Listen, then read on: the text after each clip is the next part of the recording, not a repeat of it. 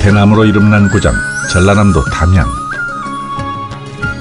담양에서 흔하디 흔한 것이 대나무이고 죽제품이지만 그 중에서도 명품은 쉽게 만날 수 있는 것이 아니다.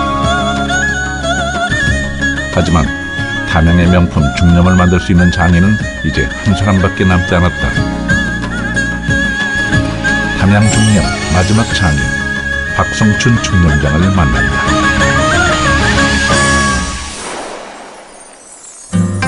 이곳은 전라남도 담양군. 아름다운 풍광을 가진 담양은 이름난 대나무의 산지다. 이곳에서 전라남도 무형문화재 23호 박성춘 중념장은 전통 대나무 발 중념을 만들고 있다. 중념은 가늘게 쪼갠 대나무 살을 실로 엮어 만든 전통 공예품이다. 옛사람들은 빌릴차, 경치경, 차경이라 해서 경치를 빌린다는 표현을 썼다. 발을 걸어놓고 경치를 감상하던 옛사람들의 흥취가 담기는 물건이 바로 중념이다.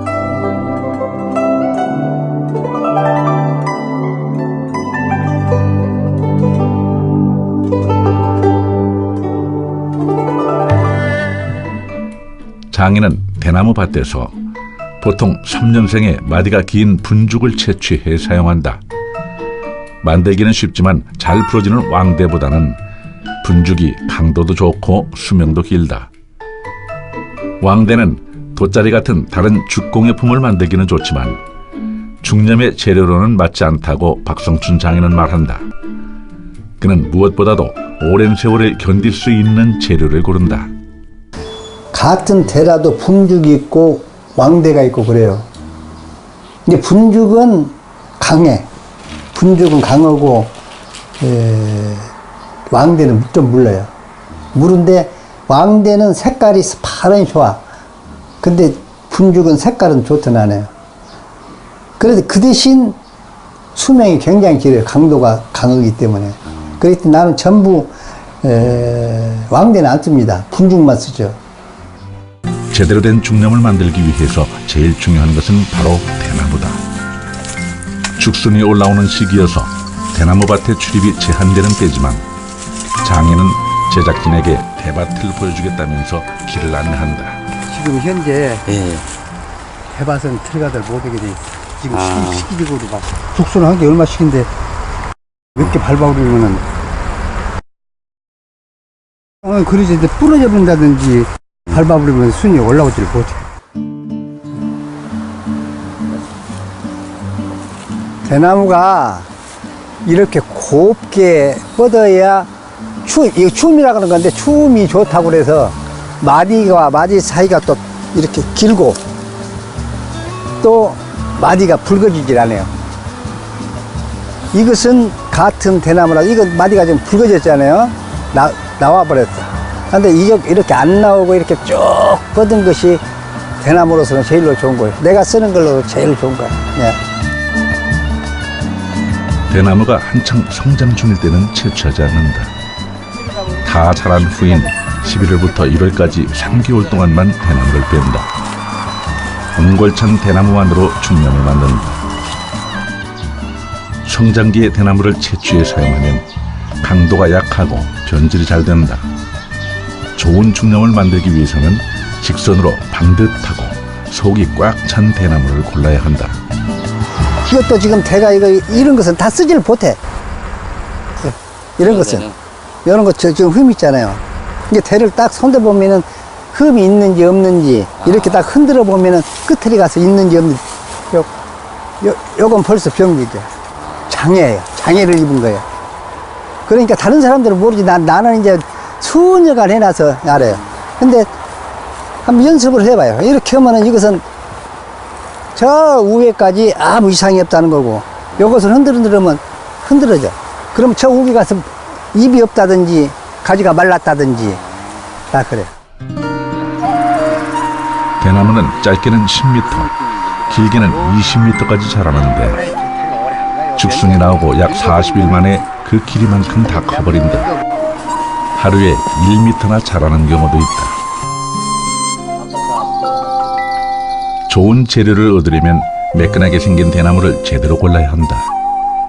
그리고 대나무를 채취한 후 마디를 맞추는 일도 아주 중요하다.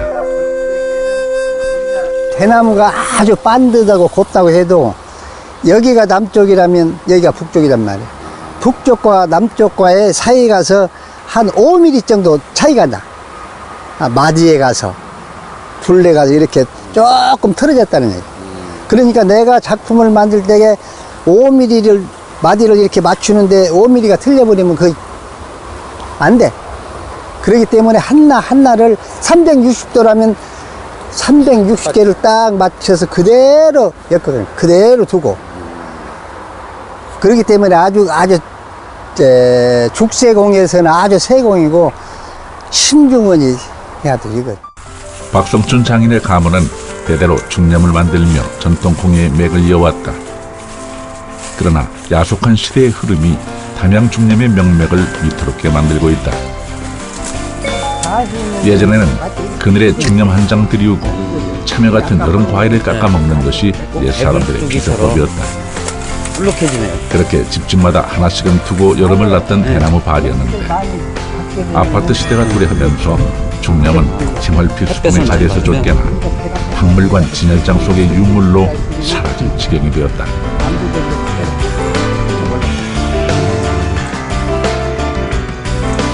그전에는 이 벼밭은 생금밭이라고 그래서 네.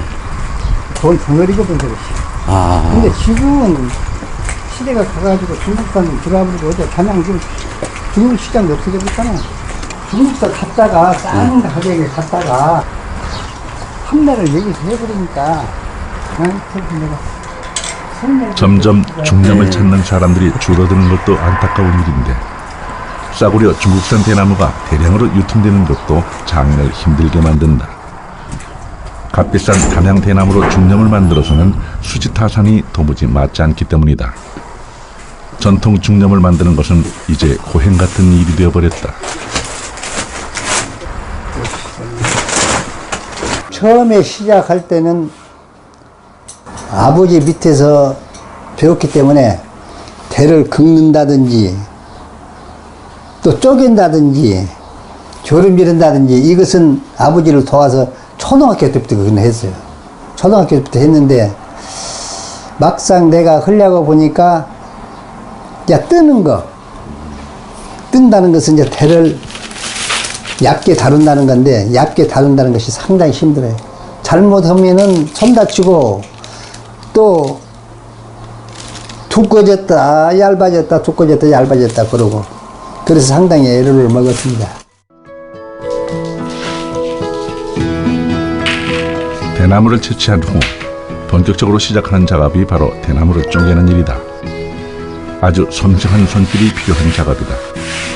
장인에게 금쪽처럼 귀한 대나무다.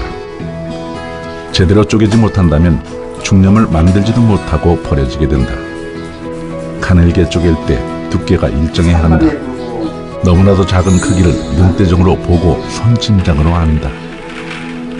장인은 0.001mm의 차이까지 손의 감각으로 만져 잴 수 있다. 고도의 집중력이 필요하고 허심이 생기고 놀고 싶은 마음이 들면 못할 일이다. 한번 해볼래요 그러면?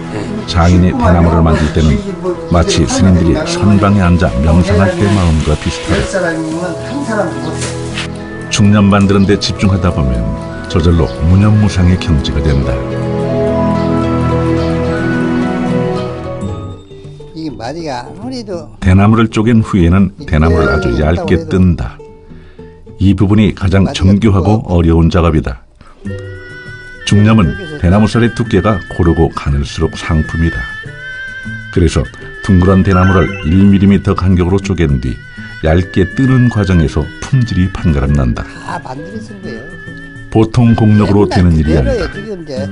장인이 수도를 하다시피 해야 가능한 일이다.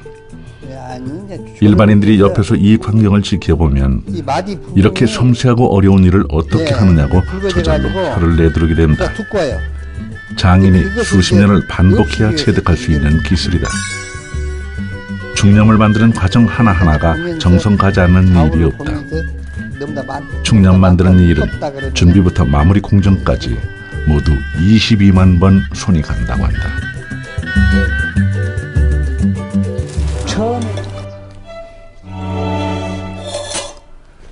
중념장의 재주와 공이 제일 도드라지는 것이 대오리를 삶는 조름질이다. 통대를 쪼개고 마디를 훑고 대나무 편을 뜬 후에 더욱 가늘게 쪼개는 것이 온통 예리한 칼을 다루는 조름질 작업이다. 이 조름질 때문에 장인의 손은 생채기 투성이다. 그래서 일손이 모자라도 조름질은 가족에게도 차마 못 맡긴다. 손바닥만한 조름수엔 미세한 오목구멍들이 나 있다. 대오리를 이 구멍으로 뽑아낸다. 필요에 따라 직경 1mm, 0.8mm, 0.7mm, 0.4mm 구멍들에서 점차 가늘어지게 3번을 뽑아내는 세벌조름을 한다. 그러고 나면 대오리에선 윤이 자르르 난다. 단단한 대나무를 비단실처럼 삼아내는 것이다. 박성춘 장인은 천성이 부지런한 사람이다. 요즘은 몸이 좋지 않아서 병원에 자주 다니는 형편이지만 편히 쉬는 날이 거의 없다. 이런 바지런한 기질이 없었다면 60여 년 세월 동안 중념장 노릇을 하지는 못했을 것이라고 스스로 말한다.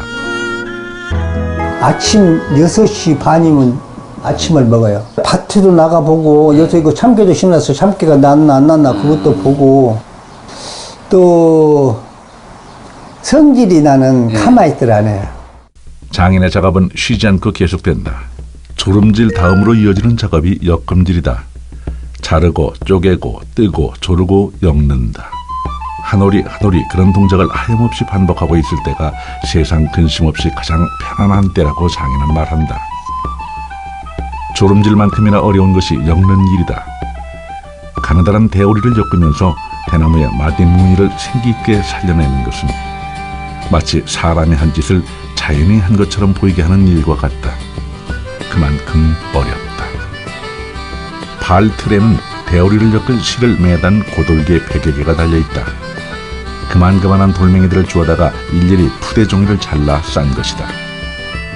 돌멩이째로 매달았다간 실이 닳기 십상이다. 고돌개를 앞으로 넘기고 뒤로 넘겨 교차시키는 과정을 되풀이하면서 대오리 한 줄 한 줄을 실에 메어가는 것이 바로 엮음질이다. 전기가 없던 시절에는 희뿌연 램프 불빛 아래에서 이 일을 했다. 하지만 그때가 훨씬 더 환히 보였다. 이제 침침한 눈 때문에 전깃불을 아무리 세게 밝혀도 예전처럼 잘 보이지 않는다. 이제 제 종묘 것도 이제 하도 그걸 할 적에 85개인가를 하는데 시간이 하도 없어서 딸 오라고 했지, 며느리 오라고 그랬지, 우리 아내 오고 나오고 네 사람이 아침부터 밤 12시까지 엮어요. 엮은데 이거 전부 오칠을 해놔서 다 옷 올라버렸고 나만 옷 안 오르고 나 혼났어. 온 가족이 그냥. 예. 우리 딸도 며칠 하다가는 그냥 옷 올라가고 가버리고. 어떻게 할 수가 없네. 예. 옷 올라보면 근질었을 때 없어요.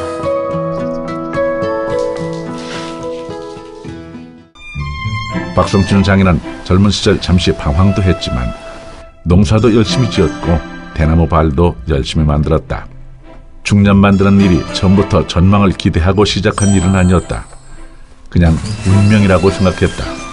선친도 대발 만드는 장이었기 때문에 어릴 때부터 자연스럽게 대나무를 접했고 대발 만들기를 돕는 것이 생활일 수밖에 없었다. 고돌개를 움직이며 대발을 낚는 데 웬만큼 익숙해지자 아버지는 대껍질 벗기기, 쪼갬질, 조름질을 차례로 가르쳤다. 그는 한치 의심 없이 숙명을 받아들였다. 꽃나무도 많고 다른 세상은 없는 것으로 알고 살았다. 진짜 좋은 꿀 한번 그렇게 흘려보낸 시간이 어느덧 50년 남짓. 여기에 아버지의 40년과 역시 대발 장인이었던 할아버지의 경력까지 더하면 100년이 훌쩍 넘는다. 가업으로 했는데 전통공예라는 것은 맥을 잃지 않으면 안 돼. 내가 뭐 만든다든지 내가 발견한다든지 내가 창작한 것이 아니라 옛날 몇백 년 전부터 쭉 내려온 맥을 찾아서 그대로 하는 거예요. 개발하고 또 보수할 건 보수하고 그런 거지 맥을 아니면 안 돼요. 아, 이거 다니면 안 되겠네. 죽순이 지금 막 올라오기 시작하는데 큰 것이 있어야 따라서 올라가. 그 성질이. 그렇기 때문에 1년에 이것이 5m다. 금년에 그러면은 명년에 나면 이제 6m가 돼. 그 점차적으로 이렇게 태가 크지, 이게 한 번에 이렇게 그냥 막 10m, 20m 안 커요. 이제 그늘이 져야 쭉 올라가고, 또 눈이 많이 오게 되면은 저기 눈을 피워줘. 아카시아 나무가. 그러니까 대나무에 가서 눈이 쌓이면은 대가 쓰러져 버려요. 이런 식으로 쓰러져 버려요. 그렇기 때문에 이렇게 큰 나무를 하나씩 푸고 키우는 거예요, 지금.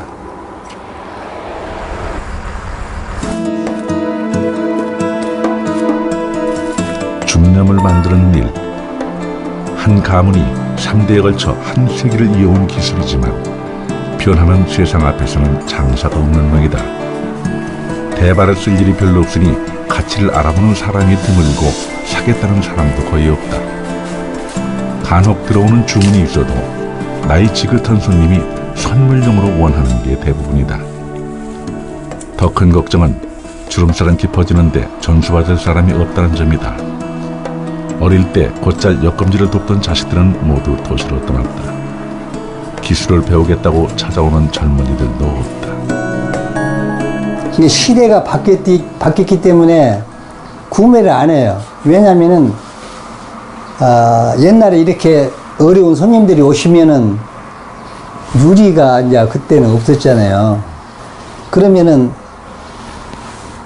막걸리를 먹는다든지 약주를 한다든지 할 때에는 이렇게 딱 걸어놓고 그 안에서, 근데 그때는 수요가 많아가지고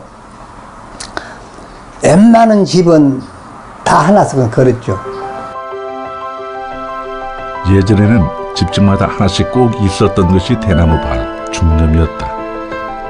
발의 가장 큰 장점은 안에서는 밖에 보이는데 밖에서는 안이 잘 보이지 않기 때문에 시원하게 문을 열어둘 수 있다는 것이었다.